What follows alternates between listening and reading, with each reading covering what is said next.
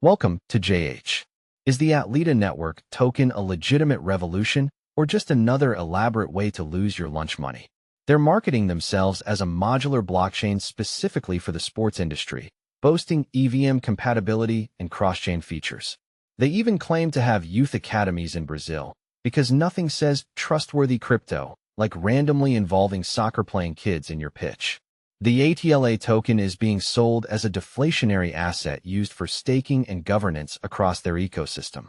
It's got all the standard trimmings, a website, a white paper, and claims of raising a cool $40 million in funding. Because apparently, writing a PDF and asking for millions is the new Olympic sport. However, the plot thickens faster than a cheap protein shake. Multiple reports link Atleta to Ponzi-style schemes, an alleged exit scam, and ties to some very colorful convicted fraudsters. While Atleta might not be an obvious rug pulled just yet, these red flags are glowing brighter than a stadium floodlight. Treat this one as high risk and stay far away unless you enjoy donating to someone else's retirement fund.